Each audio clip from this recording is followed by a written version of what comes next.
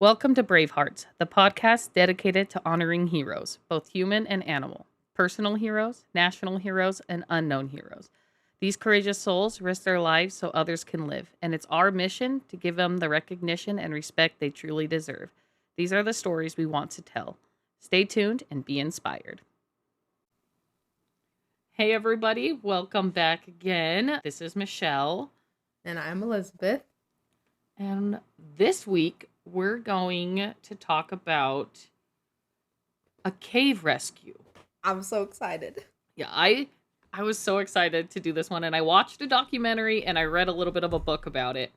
So where I got my resources from, it's called The Rescue, and it's on Disney. And then I also read The Boys in the Cave by Matt Gutman. Okay. Elizabeth, what do you think some of the top fears in the world? Claustrophobia. I don't remember what the fear of heights is actually called, but like fear of heights, arachnophobia. There's some weird ones, but those are the first three that come to mind. Yeah, those are all in the top 10 of them. Also the fear of blood, the fear of the dark, fear of dying. Yeah, that makes sense. So, how do you feel with claustrophobia? How are you with tight spaces? I've been thinking about this, knowing that you were going to do a cave episode, and I like to think that I'm not claustrophobic, but I can't say how I would feel knowing that I couldn't get out, if that makes sense. Yeah, and to me, sometimes even if it's really dark, like I could be in an open space, but if it's really dark, I feel like, ugh, and I don't know if it's like, okay, it's just because if it's dark, or you like, because you almost feel like you're enclosed in something. So we are going to start our journey across the world in northern Thailand, in a place between Myanmar and Laos, also known as the Golden Circle, named for it being the central location for trade. It was June 23rd, 2018, and the skies grew dark as rain once again poured from the skies. Thailand was in their monsoon season, and the rains were plentiful that year.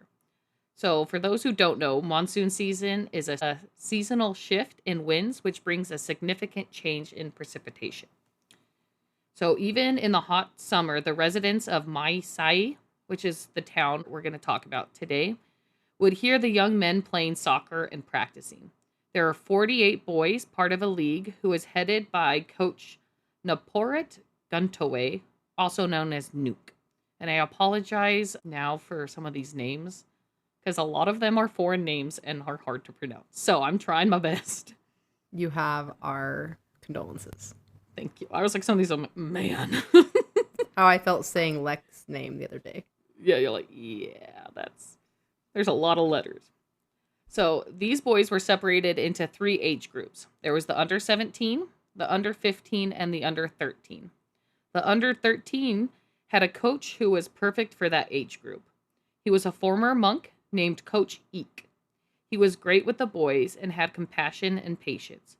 He would often lead the boys in meditation to help clear their minds and control their breathing, a skill that would play a big part in coming events. Coach Eek loved taking the boys to the cave about 30 minutes from the soccer pitch. It was a nice way to cool down and unplug from the world. Tham Luang is one of the deepest caves in Thailand, and it's made completely of limestone. So this completely blocks any radio waves, satellite, phones. So even if they brought their phones in, they wouldn't work at all. This was a special occasion. Many of the boys had been in the cave before, but for a boy named Pirapot Sompangain, but his nickname was Knight, it would be his first time, and it was also his birthday. So before heading into the cave, the boys stopped at a local vendor and got some chips, some dino fritters, bento, which is leathery strips of squid, Pepsi, and a sports drink called Sponsor. The boys made it to the cave, knowing Knight had to be home before 5 for his birthday party. The boys parked their bikes and headed in running as they passed the sign, Danger. From July to November, the cave is in flooding season. It was only June 23rd. They still had a few days to enjoy the cave. Coach Eek led the way with his backpack with flashlights and extra batteries. The boys marveled at the beauty of the cave, chambers large enough to fit the Taj Mahal. The boys followed their familiar route that consisted of more chambers and small pathways till they got to the voûte base, which means low vault in French, 3 miles in the cave. Some of these pathways were no bigger than a crawl space, which they would have to crawl on their bellies to keep going. Along the path, they traveled through Chamber 3, which was just tall enough that they could walk through. The next part of the cave, they had to crab walk the next 150 yards till they would reach Chamber 4. Here, the boys knew they might get wet and dirty, so they dropped off their backpacks and their shoes, and they continued to what is called the T-junction, nearly 2,000 yards now into the cave. If they take a left, it heads south to their final destination, which is the Voûte Basse, but the boys called it the underwater city. It was like a place where they can sit kind of on a beach, and there's like a swimming pond. Right is up to the mountain of the cave, and it was called the Monk Passage, and this is where a lot of the rain river in the cave would come from. As the boys were happily exploring the cave, they were unaware of the dangers that loomed outside. This year had already produced a foot more of rain than usual. This made the earth outside not as thirsty as normal. Any additional water would easily make its way across the earth through the stream that flowed into the cave system, which starts where the T-junction goes to the right or the left. And unbeknownst to the spelunkers, it had started to pour. To the right, like I mentioned, was what was referred as the Monk series. And so water, like you could sit there and you could just see like a river of water rushing through, and they even had to like cross it a little bit to get through. That's so scary. Right? I think that would be the most intimidating thing for me if I was spelunking, that I don't know what's going on outside. So if I am at risk of the cave, if the cave is prone to flooding and it begins pouring and I don't have some way to have that communicated to me, that would be nerve-wracking. Yeah, in this cave, it was one way in, one way out. There was no side passages. There was no other detours. So it was pretty much like you followed the path in. And they mentioned as they're walking, they can just see the river of water kind of rushing by them. So one problem is right before they would get to the underwater city, the boys would have to go past Pattaya Beach and wade through the water. Although it was not super deep, the smaller boys still had to hitch a ride on the bigger kids' backs. The boys had fun playing in the underwater city, but it soon was time to head back. As they joyfully headed back home, excited about the night's events, thinking of cake, dinner, maybe watching some of the World Cup, they had heard a sound that they hadn't heard on their way in. It was a loud rushing noise. They headed to the T-junction, and they came across a flowing river that was not there before. The flowing river was deep and fast. The boys feared they had gotten lost, and they started to panic. But Coach Eek was like, I've been in this cave many times. There's no way to get lost. Like, we couldn't have taken a different passageway. This is the one way to get out. So he had brought a rope with him. So he tied a rope to his waist, and he had 3 of the larger boys, Knight, Adult, and T, hold on to the rope.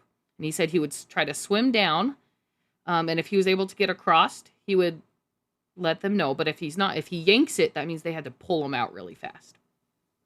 So Coach Eek took in a large breath and dove underwater. He tried to feel his way through the passage. The current was so strong that even with his flashlight, the silt was swirling and he could not see anything. Unable to feel his way through the passage, he yanked the rope. Knight was now starting to panic. He told the other boys to pull, and they pulled the coach back up. The pathway was blocked. There was no way to get out. They knew at this point that they were stuck. So the time is now past 5, and the young boys began to become frightened. Not as much as the fear of being stuck, but they all had a curfew, and they were like, crap, we're going to get in trouble. We were supposed to be at home. Knight's like, my parents are waiting with my birthday cake. The coach knew they had to find another way out and told the boys that they needed to start digging. Hours passed, and T and one of the boys asked the coach if they should find a safe place to spend the night. The boys were getting tired and hungry. They had been playing soccer, riding their bikes, and been in the cave for hours. The path from the soccer pitch up to the cave was about like a 30-minute bike ride. The last meal they had was hours ago, and they were getting real tired at this point.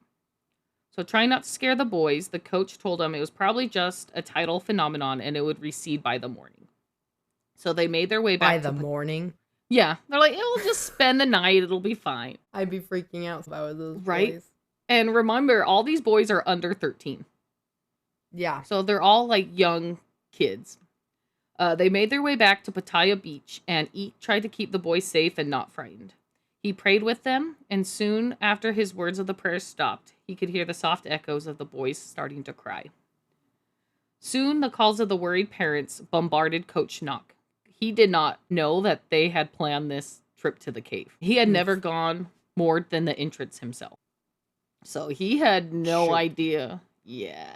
He had no idea what really was in the cave. He didn't know that they were going there. So all these parents are calling him, wondering where their kids are. So he was calling around, and finally one of the boys who had gone to the cave before and known that they've done this, and he was gonna go, but was super tired, so he didn't. He told them that that was the plan. They were looking on Facebook and social media, trying to figure out where everyone was. There was a deputy park ranger, and he was sent out to check the caves. Seeing the evidence and going into the cave and seeing the flooding, he quickly called Coach Knock and the parents and the authorities and told them they need to get down there quick. And that the cave was growing more treacherous as the minutes went by. All they could do was call the kid's name at the entrance and pray the boys were somewhere safe. Because as soon as they went to the entrance, it was almost flooded at that point, not far past the entrance. Mm-hmm. So the rangers and stuff wouldn't let them go in any further because they didn't want to have to rescue anyone else. Yeah. So the rangers started to get pumps and gears as more and more parents would arrive, many not leaving for days, knowing they couldn't sleep while their boys were inside. Braving the dangers, Coach went inside to see what could be done. The rains made the cave wet and slick, and in his flip-flops, he had fallen and landed right on his back. He was injured to the point that he himself had to be carried out, and the injury would affect him for years after that. Narong Sok, the governor, was called to orchestrate a rescue mission. By 1 a.m., there was a party of 22 beginning to attempt a rescue. They had been able to make it to the T-junction, but there the current was as strong as the ocean and only getting worse. The governor, not wanting to have to rescue more, pulled everybody out and said, okay, we're back at the entrance. No one's going in. And the T-junction is right where they went to, and the other coach tried to swim through, right? To find the path. Yeah, so just off of the T-junction is like a chamber where they kind of had to crab walk. Yeah. And then on the other side of that is the beach. Yeah. So that's where the boys were at. And they're like not even that far. Yeah. From them. But the current's so strong that they can't. It's not safe for any rescuers to go any farther. Yeah, and this is like silty water, the current, so that they can't see anything. Yeah. Yeah. But just like they don't know that they're right there, but they're literally right there. Yeah, they're like right on the other side. Oh. By 9 a.m., a 63-year-old man would join the rescue efforts. While he was a foreigner, he knew that cave better than anyone. Locals knew him as Vern, or the crazy Brit who was always in the cave. Vern had spent many years in the cave helping map the area and knew the cave better than anyone. So his name was Vernon Unsworth. So he had a good buddy named Lack, and he would go in the cave and he was trying to help. The cave was really long, but pretty simple, like I said. Like, there's no offshoots. It's a pretty straightforward cave. No one has, in the history of the cave up to that, no one's had gotten lost in the cave. Okay. So it's not like a problem of many It's not like passages. It's so vast. Yeah. Yeah. People take wrong turns or... It's just more long. All you had to do is remember if you went right or left at the T-junction. As they made their way through the cave, the water was filling the gully, and to their horror, the water was much higher than expected, and the cave was completely unrecognizable. Vern was flabbergasted. After so many years, the cave had finally gotten the best of him. As him and Lack left the wet and muddy cave, he had a plan. If he could stop the rains from the Monk series coming in, maybe he could slow down the flooding and save the boys. So they also brought in water pumps to help pump out the water. Yeah, so the Rangers, you mentioned that earlier. Yeah. The ranger had set up some, but they weren't fast enough. They weren't pumping out more water than that was coming in. And now it's starting to rain again. So he's like, if I go up, if we can find out where the water is coming into the cave, if we can stop that, maybe we can stop. Well, then maybe the pumps could keep up. Right. So after meeting with the governor, they decided to return to the caves, this time with more experienced rescuers and some local soldiers. Leading the team was Napadon Upakakhum, or Ta, who was very experienced in caves and rope rescues. Racing into the cave again with gear and pumps, they had to hike, crawl, and crab walk to get as far as possible. Here they would slow the flow with sandbags while also trying to pump out the water. They drew lines on the water to kind of see where the water level was at. So they were able to get some pumps a little bit further in and like longer hoses, and were trying to put sandbags up to stop as much water as they could. And they just brought the bags in and were filling the sandbags in the cave. But as soon as they would put those sandbags up, they would instantly be swept away. So it was just down to the pumps to help. While it was pumping a good amount of water out, the engines ran on diesel, which produces a lot of fumes. So they're in a small chamber with diesel-powered pumps. So the cave started to fill with deadly carbon monoxide. Divers tried to get through the submerged passages, but only found walls of mud. They tried to go and fill. They couldn't see anything, even with flashlights. So they couldn't fill their way through. It was just so muddy. And after many failed attempts, the 37th Military District was dispatched to assist Sergeant with Colonel Singhanat Lasoya, and he was now put in charge. And parents pled with him and begged with him to get their boys out. They had no answers, but bringing in the military just made them more nervous. They're like, okay, they brought in like the Navy SEALs, but now they're like, crap, like they're bringing in the military. That's a bad sign. So then they had another group go in to assess the situation, and they determined the current was going about 20 miles an hour. Oh my gosh. Yeah, so water is rushing in, and it was raining so hard, and they've already had so much rain that it was just dripping through the ceiling. So not only is it coming through the dirt, but now it's also dripping completely through the rocks. It's insane. The cave was on a mountain known as the Sleeping Princess. And this is how the story of the mountain goes. So Neng Nan was a beautiful princess who fell in love with a local farm boy. And that was not okay. She was meant to marry someone other than a local peasant. Her father, the king, was very unpleased and forbade the relationship. The princess and her love would flee to hopefully live in peace. However, the king sent his men out to find them and kill the farm boy. Being with child, the princess wanted more than ever to be with her farm boy, but the king's men would find him and kill him right in front of her. Being overcome with grief, she killed herself with a hairpin. Her hair was known as Ning Nong River, and her pregnant body became the Sleeping Mountains. So if you look at the mountains, it kind of does look like someone's laying there with like a belly. And so the river was supposed to be her hair. Okay, I'm going to look up a picture real quick. You said it's Princess Mountain? Well, it's called Nong, Nangnan. Nong Nan. Nangnan. Yeah, space Nan. Yeah. Space Nan. And it should be Catering the mountain company range. came up at first. Oh. Yeah, it should be the mountain range in Thailand. Oh, yeah. I see it. Yeah, it's kind of like, it's not blatant, but you can kind of, like, once you know, you're like, oh, okay, like, once you know, you that. can see it, and like, oh, there's Yeah. her face, and there's her belly, and... Yeah, and so, Okay. and the river was supposed to be like her hair. So the locals prayed to the princess and put offerings to help protect their boys and bring them to safely. She had been dormant so long they were confused why she was so angry. So they believed that they did something to make the princess really mad. Yeah. So over 24 hours had passed and there was no plans yet to get the boys out. Now it had become worldwide news and the Thai Navy SEALs had joined the operation to save the boys. Just like the American, the SEALs were an elite men who often trained with the American SEALs. So it was 4 a.m. on Monday. So it was a Saturday when the boys went into the cave. So they've been in the cave for like 36 hours at this point. Yeah.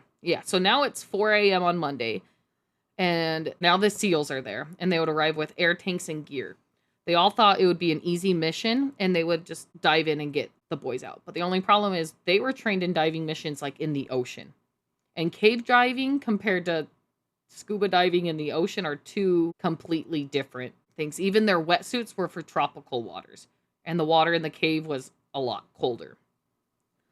While dangerous, they were able to make it further than any attempt so far, and they would arrive at Pattaya Beach. Normally, as the divers go down, they would use like a line. Cave divers tie themselves and have a line so they can kind of follow it, especially if it's dark. And it's like no wider than a laptop cable, so it's a very thin cable. But the first man dives down and unspools the line, and he was trying to weigh it down with sandbags, but it wasn't working. Usually they do sandbags and stuff, and they're able to follow it, but these guys just kind of dove in. And so they did not have any of the right equipment. So what would you think would be some good cave diving equipment? Or what would you want to have if you were cave diving? A flashlight. I have no idea. I'm not. My first guess is like a flashlight. Yeah. Especially if it's dark. I want to be able to kind of see a little bit. Yeah. And so proper, like, wet suits probably for, like, colder weather. And something special about cave divers is their tanks are mounted on their sides instead of their backs. Because if they have to go through tight places, they don't want them on their back, that they kind of like almost underneath the armpits. It'll catch on their back if it's, makes sense. Yeah, and so like you said, flashlights, they would have helmets with lights. So they have more stuff with their hands. They should know maps and knowledge of the cave that they're digging in, proper guidelines, and digital compasses so that they can know where they're going. I think you meant diving in, not digging in, but I got you. Did I say digging in? Yeah. Yes, diving. These Navy SEALs simply just tied a rope around their waist and swam through.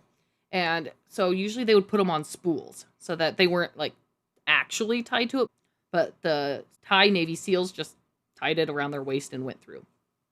So with the sharp stalactites, the ropes easily were getting snagged and cut. And with the low visibility, this was really unsafe, and they're lucky that they even made it to the beach. So they finally made it to the beach, and they saw little handprints on the walls and some rope, evidence that at some point the boys had been there. The SEALs continued on. Little did they know, they just passed the very spot that the boys stayed on the previous night. So the boys had dropped their backpack, but they weren't there anymore. And so some cave diving facts. It was pioneered by the British, and over the past 90 years, over 130 people have died in Britain alone from cave diving. And this could either be crushed by falling rocks, hypothermia, natural causes such as like heart attacks, falls, asphyxiation, and CO2 poisoning. Many of the bodies were not recovered for years or even at all. And there's 5 rules that people try to follow with cave diving. Never dive beyond your certification or technical capacity. It's the rule of thirds. You should use a third of your air there, a third of your air back, and have a third of reserve. You should always maintain a physical guideline to the entrance of the cave. Never dive below the depth of your breathing mixture, and this which helps prevent the bends and decompression sickness. And there should be 3 lights per person. The SEALs would break all but rule 4. The next passage was even more dangerous and was over 300 yards of sharp objects and obstacles. The SEALs would now turn back, and they're like, yeah, no, we're not doing this. So in Bangkok was one of the most experienced divers. His name was Rungrit Chengwanyan. And at his home, he saw these SEALs on his TV cave diving in these tropical wetsuits with the wrong type of tanks, and he knew that they were going to get themselves killed. He's like, these SEALs don't know what they're doing. I need to go there and help. And he already had knowledge of cave diving and speaking English, so he knew that he could probably be an asset. So by that night on Monday, he arrived on scene with gear, and he would teach a crash course for proper diving techniques to the SEALs. Even with experience and gear, the water was rising too fast, and they were forced to evacuate the cave again. So now it's Tuesday, and the governor has secured better pumping equipment to pump the rain out, with miles of hoses to remove the water. By Tuesday, things were not looking good. The larger pumps kept breaking due to the silt and oil or missing parts, and the smaller pumps could not work fast enough. Vern informed the governor the only way to get the boys out, either dead or alive, was to call the world's best divers. He told the governor, who was not impressed with the civilian ordering him around. So he's like, we need to get the best divers we can in here. And the governor just kept shooing him off, like, no, we'll get this, we'll do it. So across the world, 2 of the best divers were already kind of aware of the situation. It was Rick Stanton and John Valanthen. As luck would have it, a few weeks earlier, Stanton was on holiday and fell in love with a Thai woman. Her name was Amonamid, and she lived near these caves where the boys were trapped. So she called him and was like, hey, we may need your help. So Stanton knew and called his best friend John and was like, hey, we might need to head out to Thailand. Go help. Yeah.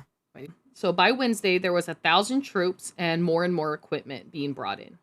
Chamber 3 became now the base. 1,000 troops? 1,000 troops and volunteers helping. To try to get these how many boys out? There is 12 boys and the coach. 12 boys so there's 13. and their coach. So 13 people. Holy crap, that's a lot of people working to get them out. And I'm not opposed to that, but... No, but yeah, it's way more than response. I thought they had. Yeah. So even with the gear, such as buoyancy control devices and weighted lines, it was nearly impossible to progress through the chambers. The current was so strong, it was ripping the masks off the faces of the divers. So if they turned a certain way, their masks would be ripped off. Stanton and Valanthen were part of the British Diver Rescue Council and had gone on many missions around the world, finding some alive and sadly others dead, on occasion completely unable to retrieve bodies. So they were very knowledgeable in cave rescues and cave diving. But it was not until early Thursday these two divers finally be able to get to Chamber 3. There was almost zero direction or coordination. So there was almost like 3 people in charge. There's like the governor there, the Navy SEALs leader, and the other military leader. But there was no real coordination in rescue efforts. Everyone was just trying to do their own thing. So now even the American forces have arrived. Trouble after trouble kept happening. Some pumps worked off electricity. And because the lines, they had to run the electricity cable so long, they weren't really working at full capacity. And what happens when electricity meets water? It's a conductor. It is a very good conductor. So they had run these lines and the water was filling, and one person got zapped and stepped in the water and got electrocuted. So then everyone was like, oh, freeze. And there's so a reason that there's a tag on your hairdryer that says to not put it in the water. Yeah. So then he got zapped. They were able to get him out and he was okay. But then it kind of turned into a game of the floor is lava. So everyone then was trying to avoid the water, and it took hours for electricians to come in and find out what had broken and where it was to try to make it safe. You're trying to avoid the water and it's raining. Yeah. Dripping through the ceiling, coming up further and further. So soon the Thai military leader called all to retreat as the water was flooding further and further up the mountain. So even though the Thai leader had called a cease in diving, the 2 Brits could not wait any longer and they headed into the cave. So they're like, nah, we don't want you. We're not going to dive. And they're like, no, we know what we're doing. So they went in anyways. Water was now flooding up to the entrance. There were some onlookers. So they're like, okay, it's going to take us a couple hours. It's a couple back. We have to figure out where we're going. So they dove and there's people waiting. And only a short time later, they would pop up again. And they had people with them. So there was 4 pump operators that had been stranded 24 hours earlier and no one had realized. So they didn't get the memo to leave. What? And there was 4 guys just stuck in one of the chambers further back. So they were in this part, and it wasn't a very long portion that they had to swim. So they had to do, it's called a snap rescue. And in the rescue, and I don't know if it's a British term or just rescue in general, but I was watching another show and they called them. But like anyone they have to rescue is called a casualty.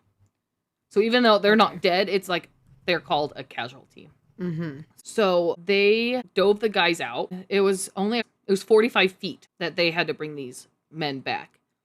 So they told them what they're going to do. They even had like extra respirators for them to breathe in. But as soon as they got and saw light, the men started freaking out. And they were panicking and trying to get to the surface and completely freaking out. And they were only underwater for 45 feet. So not long at all. Dangerous.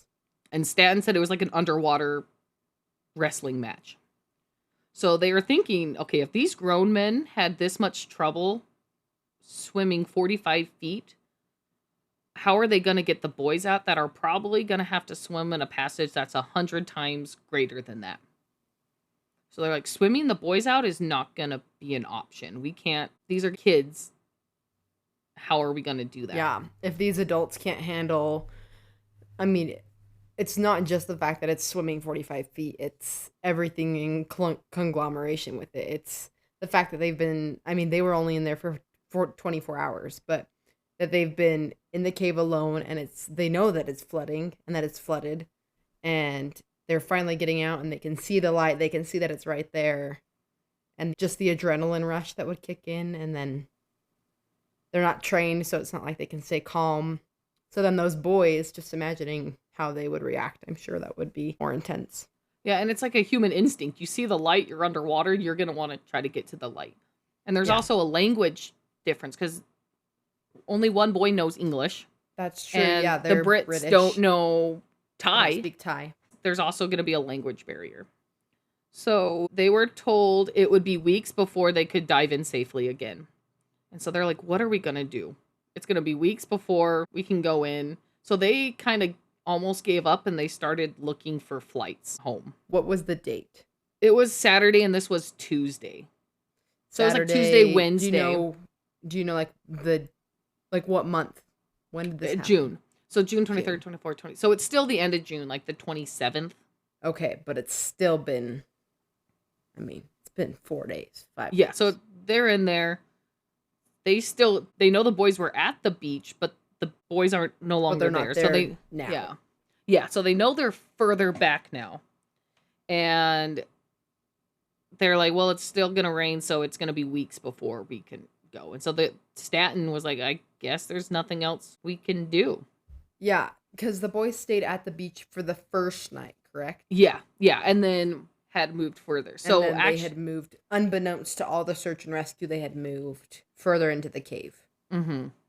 So actually, by the time they got there, figured everything out, it's now been a full week since the boys had been in the cave.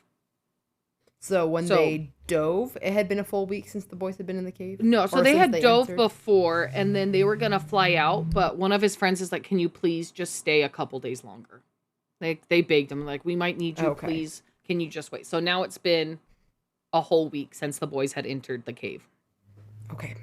So there's no food, and the only water they were able to get is from the dripping water from the ceiling. The cave chambers reeked of human waste and was filling not only with the smell of feces, but a smell of ammonia from the urine. The boys were getting dangerously skinny and weak. But being a former monk, the coach led them in meditation and prayer to help morale, but it also helped control their breathing to help control the oxygen.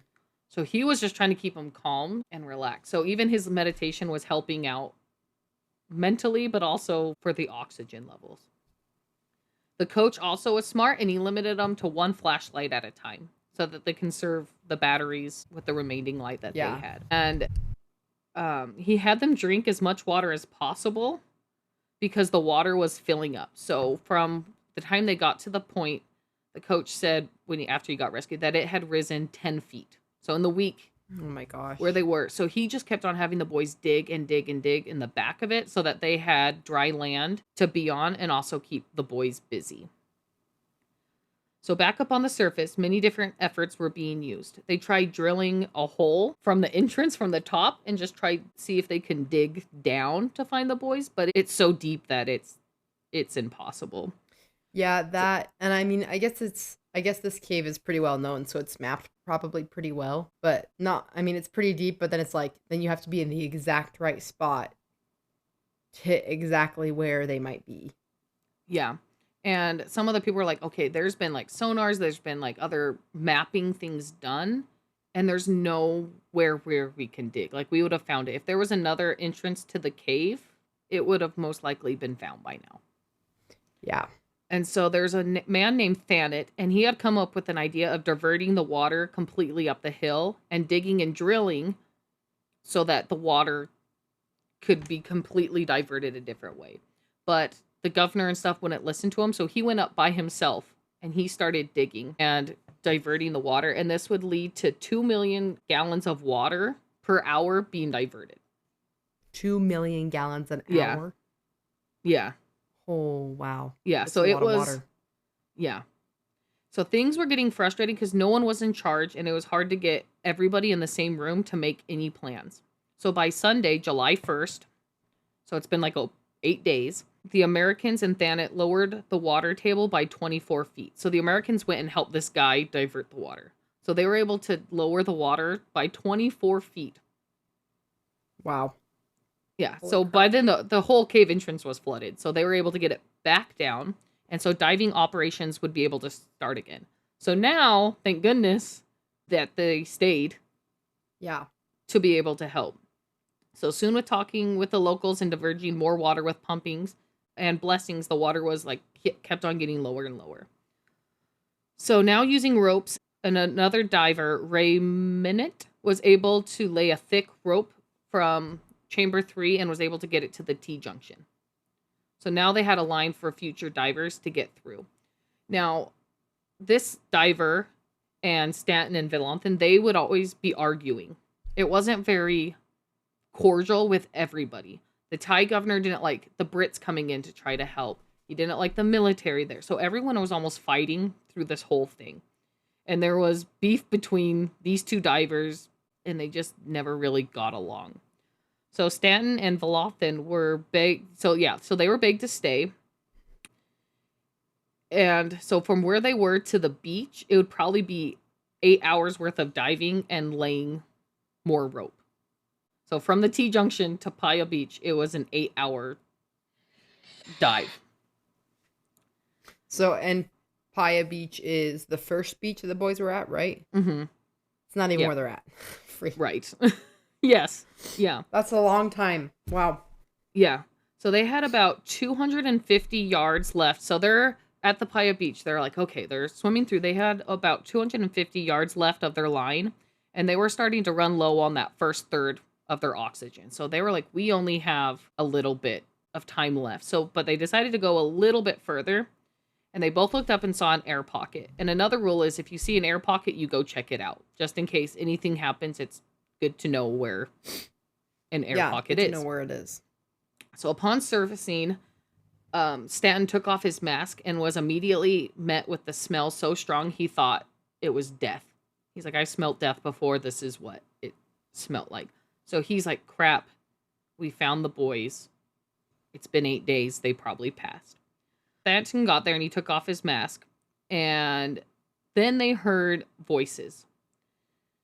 And Coach Eek at this point was so lethargic and stuff, he couldn't even move. So he was laying and he told one of the boys to go check out because they had dug deep enough that they couldn't really see where the water was at this point.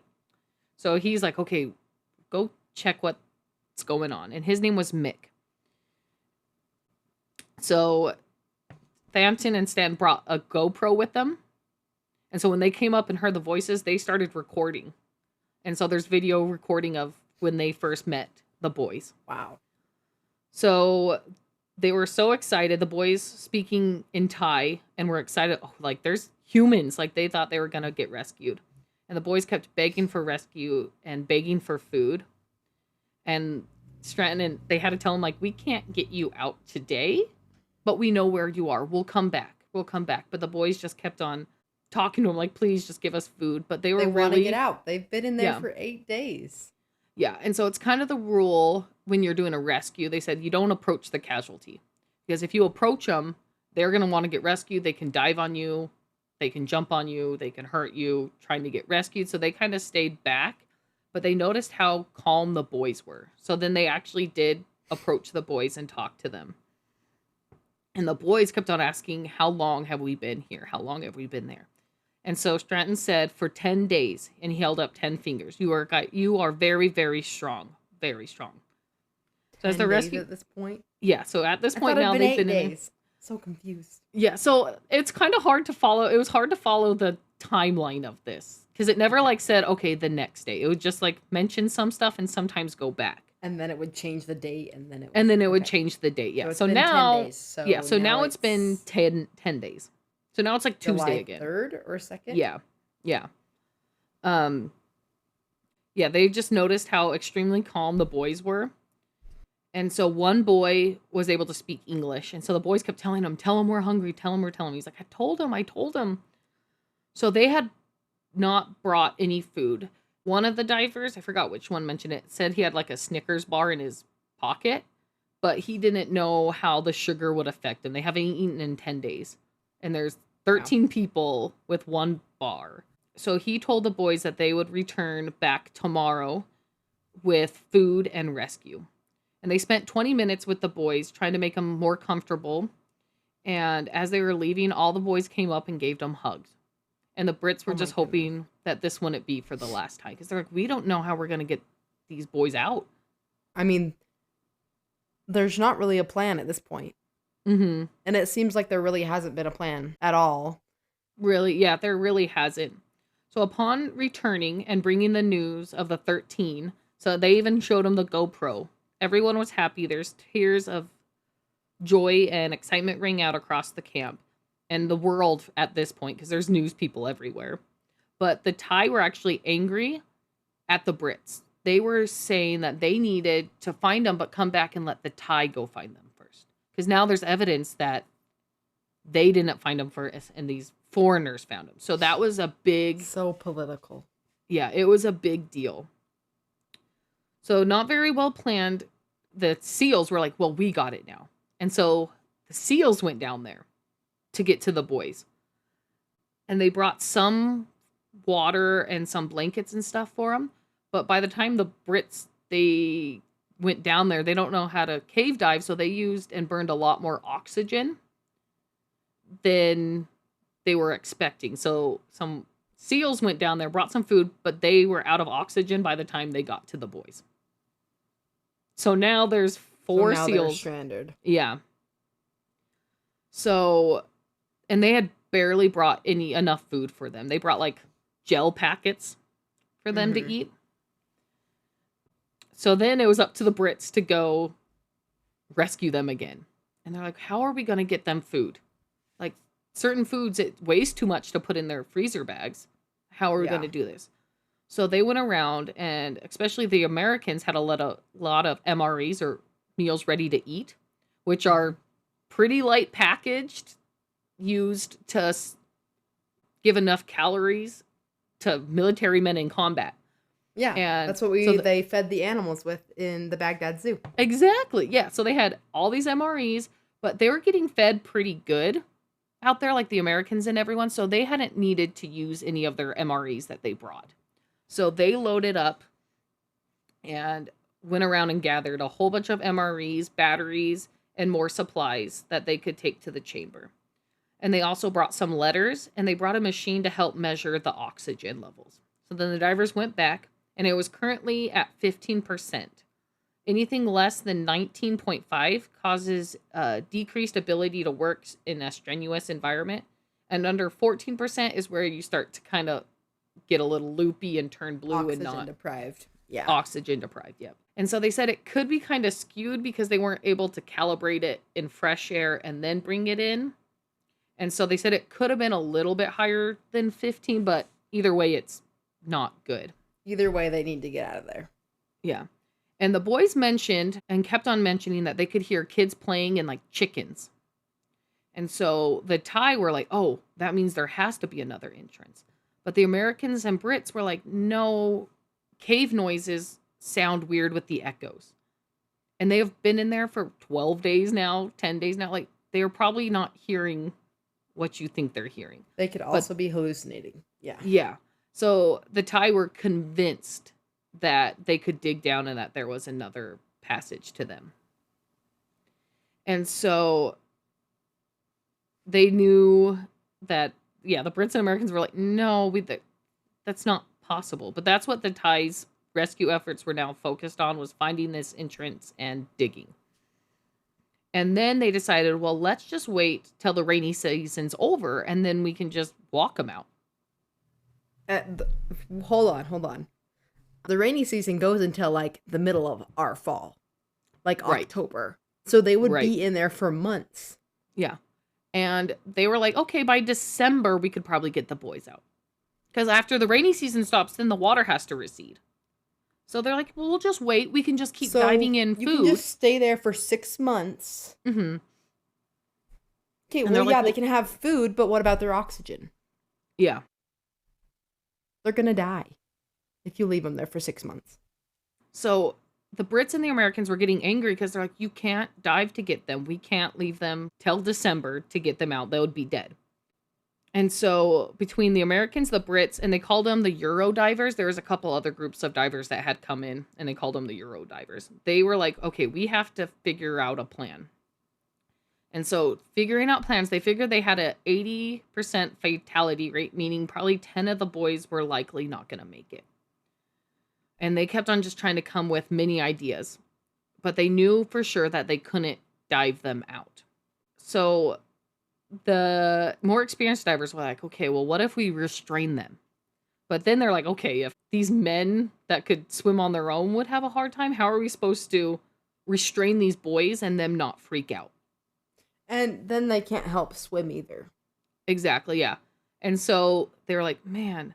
But one of the divers had an idea, and he contacted Dr. Harris, who was another great diver and also an anesthesiologist. Interesting.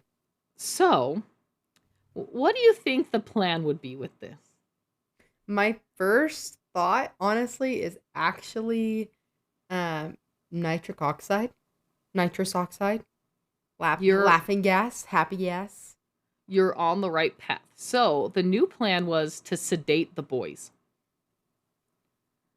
Like entirely, like unconscious? Unconscious. Oh my gosh. Yeah. They came up and they're like, the only way to do that. And this doctor's like, you guys are crazy.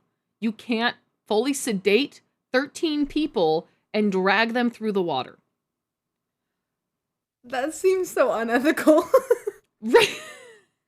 Yeah, so the plan was now, and the people had told him, okay, and Dr. Harrison was also an expert diver, and they told him, okay, but before you do this, you need to get, what do they call it? When you're in another country and you can't get in trouble, like law trouble. What is that called? Diplomatic immunity type of thing. Is that the same thing? Or is it are you looking specifically for like medicine? Not necessarily just medicine, but they're like, I would assume it would be diplomatic immunity. Yeah, because they were telling him, okay, if you guys go almost behind the ties back, because they still didn't want to dive them out, you're going to have to make sure that if any of the boys die, they're going to come and arrest you. So the definition of diplomatic immunity is exemption from certain laws and taxes granted to diplomats by the country in which they're working. Yeah, so probably not that, but yeah, so they're probably like, not that, but something like that. They're like, you're going to have to get a letter saying that you won't get charged with the deaths of these boys. I would think that would be like malpractice almost. Right, yeah. So, something but they were, those lines. Yeah, and there was this company that heard about this, and quickly they were able to get special orders of wetsuits for the boys that were made smaller.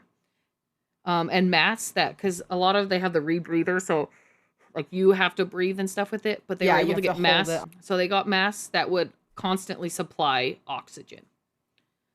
So the divers could get help. So they were able to get immunity for the doctor, and they were able to call in divers so that they can help get the boys out. So the Thai didn't like their plans at all. I don't like their plan. Right? So they went and told them, okay, here's the options. You can sedate the boys and dive them out, or you can find them dead in a few months. Or you can wait till they're dead, yeah. Yeah. And so they had, one of the other diving groups went in, there was a doctor, and they were noticing that the boys were starting to get pneumonia and wet coughs, and they had cuts from the rocks, and were getting really close to starvation. Yeah, if they don't die from lack of oxygen, they'll starve to death before you can get to them. Right.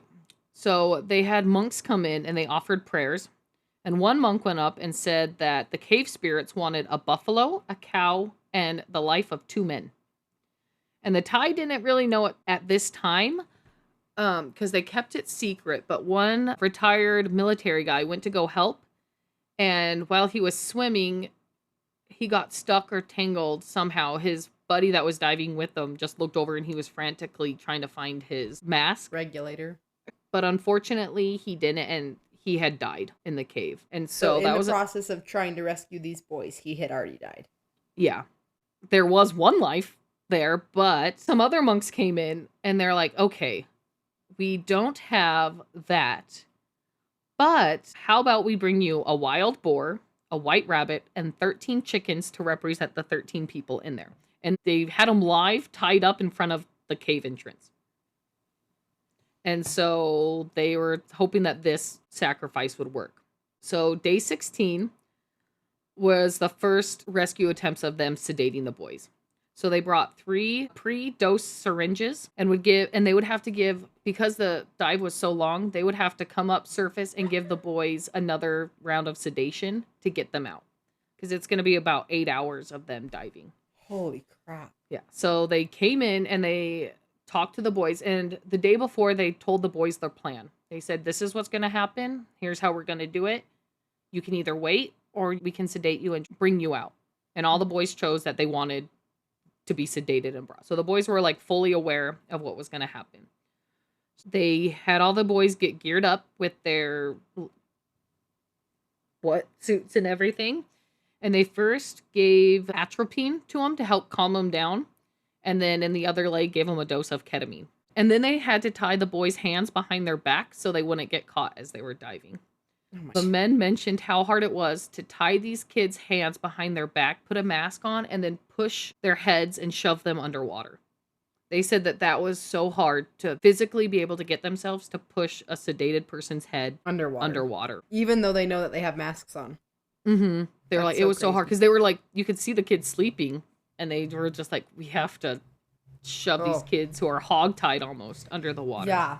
Oh my gosh. So along the way are like little air pockets. So they would dive and they were able to come up, get some oxygen. And a lot of the times they had to adjust their masks and they would stop to make sure that the boys were still breathing. And part of the passage, they would have to push the boys first and then swim out themselves.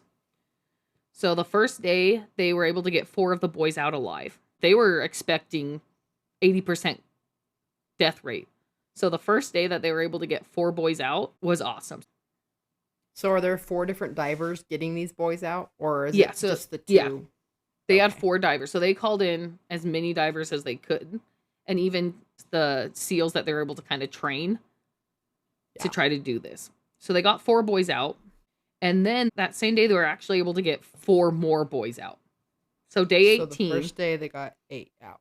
Yeah. So day 18, they had 5 people left, and the rains were getting really bad again. So at this point, they had to put the kids on stretchers and like zip line them to the next part of the passageway to get them out. Wow. Yeah. On the last day, they're trying to get the divers out, and the third diver somehow lost the line. So he's frantically trying to find this line and couldn't find it. And so he swam back and he came up, and he thought he was going to be in chamber 3 where the people were waiting. And there was nobody there.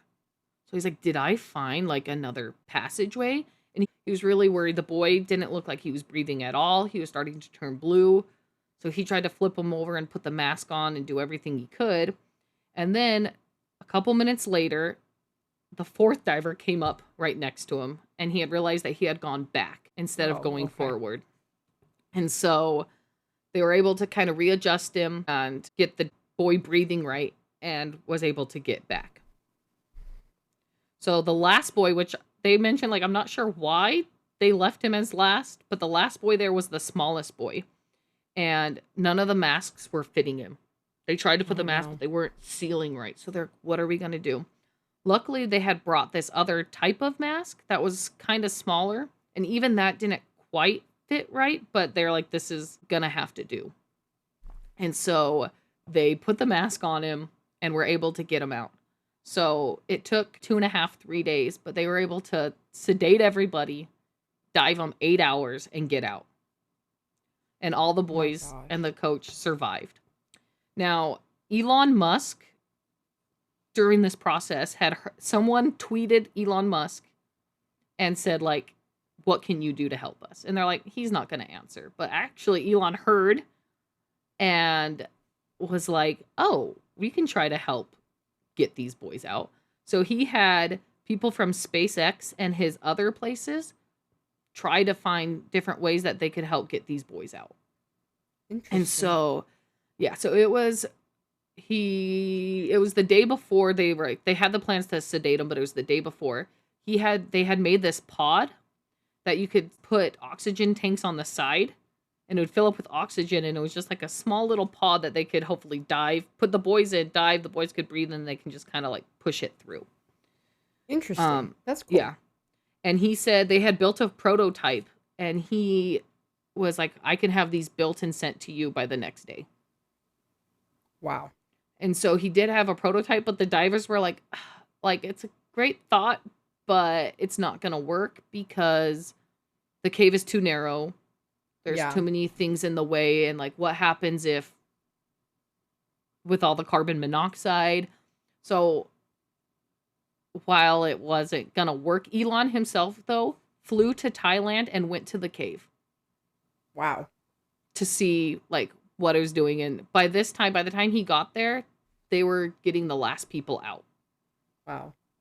But I was like, people were saying some of it was like, oh, he was just doing this for clout and to be in the spotlight. But he had his people build many different prototypes, and he went himself into the cave to see what he could do to help. He was ready to do what he needed to. Yeah, which I thought was really cool.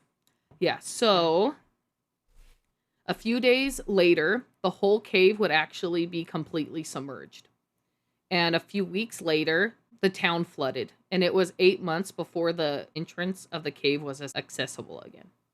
So if they had waited even a day or two longer, the boys wouldn't have made it. Yeah. So that's the crazy story of them sedating the boys.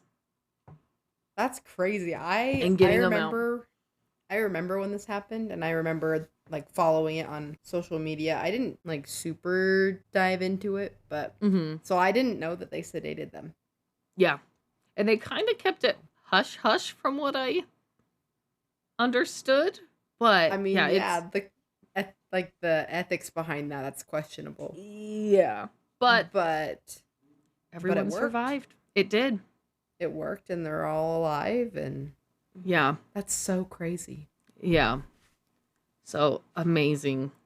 Great rescue attempts from these Brits who didn't really have too much connection with Thailand or anything, but there were so many different people from all over the world that came and having the right rescued these people. Yeah, having the right people, the right knowledge, the right resources, it makes all the difference in all these rescues that we've talked about so far. Right? So I have a game for you. It's a new one. It's going to be Guess the Fear. I'm going to say the fear, and you have to try to guess what it is. Wait, so I have to guess like the name or like... I'll say the name and you guess like what the fear is. Okay. And these are rescue related. They're not going to be like totally... They're rescue-ish related. Okay. Acrophobia. Acrophobia. Fear of water. It's actually... No. You mentioned it earlier. Heights? It's actually the fear of heights. Heights. Acro. Yes.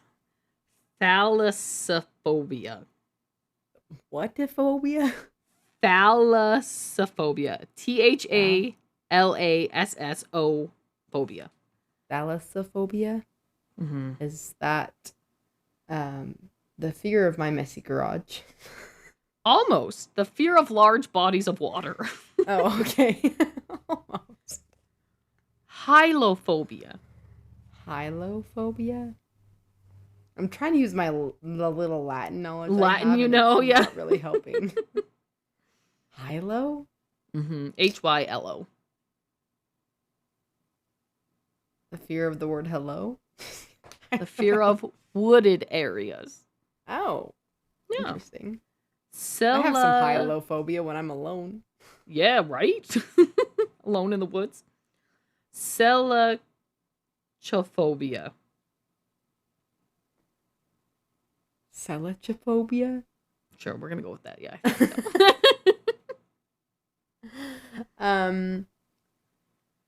Fear of poorly cooked meat. I don't know. It would be my fear if it wasn't fully cooked. Fear of sharks. Oh. And last one, xenophobia. Xenophobia? Yeah, Cyno. Fear of oxygen deprivation. Fear of dogs. Oh, okay. I hear fears, I'm like, yeah, no, it's a fear of something. But I thought that would be fun. That is fun. Yeah, I didn't know any of those. I'll give you the fear of Okay. heights. Yeah, thanks. So this is going to be kind of a weird one. Do you want to guess the size of this cave, or do you want to guess where it's located? Ooh. Location. Okay. So the largest cave in the world natural cave that has a capacity for 68 Boeing 777s is located where? Okay, I saw this when I was doing my research. But I can't remember. Can I buy a continent? Can you buy a continent? Yeah, like buy a vowel. Like, can I? Yeah. What's a continent? What continent is it in? Asia. It's not going to be Thailand. China. Final answer? No, Nepal. Final answer? Yes. Final Vietnam. answer. No, I wasn't even close. It's the Son Doong Cave in Vietnam. Oh. That's crazy. It could hold 68 Boeing 777s. Yeah, that's huge. It's 503 meters high, 175 meters wide, and 9.4 kilometers long. That's crazy. That's crazy. That's a big cave. It's Yeah. estimated to be 2 to 5 million years old. Wow. Okay, what is your best memory in a cave? Have you gone spelunking, and what's your favorite time in a cave? Does going to hiking up, does a guided tour count? Yeah. Does that Oh yeah, count? 100%. Okay, Yeah. totally. Okay. Well then, I guess really the only cave I've ever really been in is the Timpanogos Caves in Utah. They're really pretty. You can hike. It's a paved hike all the way up to the caves, and then you have a guided tour through the caves. It's really cool. It's really interesting to learn all about the different features and then history about the area. And then you also, at one point, they turn off all the lights that are in the caves, so you can see how dark it really would be. Yeah. If the lights weren't in there. When you can't tell if you're like having your eyes open or closed, or your hand in front of your face when it's so dark. Yeah. Makes you appreciate what not appreciate, but like, man, those boys were in complete darkness for like 14 days is crazy. Yeah. I have some friends who have been up to Ted Bundy's cave, but I was never one that wanted to go up. I just said, that is a place where a lot of terrible things happened, and I will never go there. Yeah. No, thank you. So I love caves, but I don't think I would do that. Bad juju. What about you? I think I've gone actually a lot to many different caves. But I think my funnest time was when we were on a Spanish club trip, and we went to the Yucatan Peninsula, and we went in some caves, and then there was like some cenotes that were like water in the cave. And so you got to like hike down and then like swim in these cenotes that were in the cave. That's so cool. Yeah, it was so cool. Oh, I guess that's not a cave. Never mind. There's like crater in Midway that we went to. But it's a crater, not a cave. Never mind. And then I've gone to like Karchner Caverns, which is like the guided tour cave type things that are really cool. They're just so pretty. I really want to go to the Wind Cave. Oh, do it. Anyway. Okay. It's my turn now, huh? Yes. Okay. 2 truths and a lie. Are you ready for this? I hope so. Okay. Number 1. Caves are formed by the dissolution of rock, like limestone, by acidic water. Number 2. Some caves contain unique and fragile ecosystems with species found nowhere else on Earth. And number 3, the deepest cave in the world is filled with water, making it inaccessible to explorers. Okay, I'm going to go, because I have a fun fact that might, I think, give me the right answer on this one. Is it the first one? No. What? No? No. Oh, man. No. So the lie is actually that the deepest cave in the world is not totally filled by water. Oh. The deepest cave in the world is located in Georgia. It's called the Krubera Cave. While some caves, like this one in our story, do flood, but the deepest cave in the world is not entirely underwater. But exploring it is really challenging because it's so deep and the passages are so narrow. Yeah, because I knew that they have some animals in the ecosystem that can't survive anywhere other than in caves. Yeah, like what's the fish in Death Valley? And the salamanders that are like blind. I think it's Death Valley. The pupfish, is that what it's called? Yeah, Devil's Hole pupfish. Oh, They're only found in Devil's Hole. Oh. In Death Valley National Park, which is part of the cave, I'm assuming. Yeah. Oh, it's a water-filled cavern, is what it says. Oh, well, same. But yeah, they only live there. They're cool. Cute, Huh? They are cute. Pupfish. Yeah, because my fun fact for this episode is that caves are natural water filters, and rainwater seeping through the cave rock gets purified over time. And I guess this is where it comes in, making some spring water from caves incredibly clean. Interesting. Yeah. So cave It makes me thirsty. Right. Right. Yes. Fun. Well, thanks for the episode, Michelle. You're welcome. Hope you enjoyed. I thought that was a really cool. Definitely, there's a couple different videos of it, but the documentary was a lot of like subtitles because it was like actual footage of the area, and the Thai people talking, actual footage of the boys being rescued and talked to. So it was kind of cool to see like real life, not reenactments, but actual. But yeah, the actual footage. Mm-hmm. What was the name of the documentary again? It was called The Rescue. The Rescue. Okay. I'll have to watch it. You should. Thank you, everybody, for listening. Don't forget to like and follow us. Mm-hmm. Oh, this is the next episode. Our sound. And I forgot to do it. I forgot to find a sound. Oh, that's okay. We'll do it next episode. Okay, but we have to reveal the answer for last week's. And it was? A giraffe. A giraffe. Correct. Giraffes apparently sound like cows. To me, it sounded like a cow. I think it sounds like a cow in very much distress. Yeah, not a very happy cow, but a cow nonetheless. Distressed cow. Distressed cow. So we'll have to see if anyone guessed or if anyone got it right. If you just guessed in your head or. Yeah, we're recording this like 2 weeks in advance. Yeah, so yeah. So we'll look and see if any of you guys got it. Yeah. But in the meanwhile, check us out on Instagram at BraveHeartsPod. Email us if you want to email us anything. Yeah, any stories you want to hear, anything you want us to mention, or things you want to know about, suggestions. Mm-hmm. Our email is braveheartspod@gmail.com. And yeah, we will see you next time. Yeah, thanks for listening. Yep. Bye.